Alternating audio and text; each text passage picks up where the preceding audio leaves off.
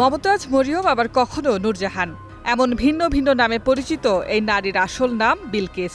গৃহকর্মীর ছদ্মবেশে বিভিন্ন বাড়িতে কাজ নেওয়াই তার কৌশল, আর সেখান থেকে চুরি করে পালিয়ে যাওয়াই তার একমাত্র পেশা। শুধু চুরি নয়, প্রয়োজনে খুন করতেও হাত কাঁপে না তার।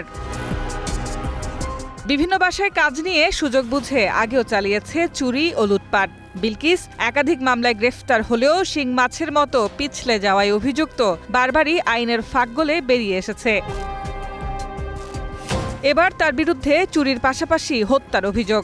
রাজধানীর উত্তরায় ঘটে যাওয়া এই লোমহর্ষক ঘটনার বর্ণনা তুলে ধরে পিবিআই। জানায়, চেতনানাশক ঔষধ পানিতে মিশিয়ে তা কৌশলে পান করান গৃহকর্ত্রী আয়েশা আক্তারকে। তো ভাইয়া যখন ঘটনাস্থলে গেলেন, যে দেখতে পেলেন যে অন্ধকার ঘর, ওর মধ্যে যখন লাইট জ্বালালেন তখন দেখতে পেলেন যে আমার বাবা খাটের একটা কোনায় বসে আছে এবং মানে তাকে মনে হচ্ছে যে সে ঢুলছে, যেটাকে আমরা বাংলায় বলি ঘুমের ঢুলে। তো আমার মা শুয়ে আছে, মাকে দেখেই বোঝা যাচ্ছে যে মা আর নেই। ঘটনার পরপরই অভিযান শুরু করে পিবিআই। ময়মনসিংহ, জামালপুর ও গাজীপুরে অভিযান চালিয়ে বিলকিস সহ দুজনকে গ্রেফতার করা হয়।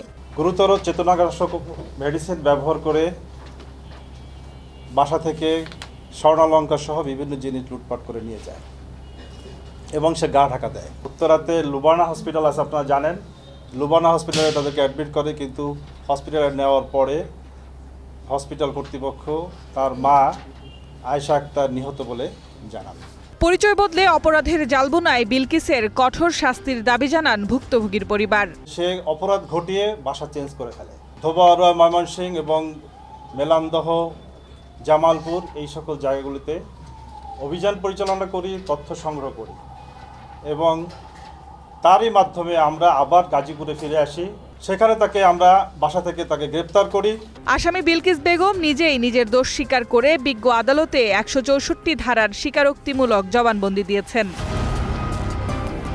H A Mitu, green news, Dhaka.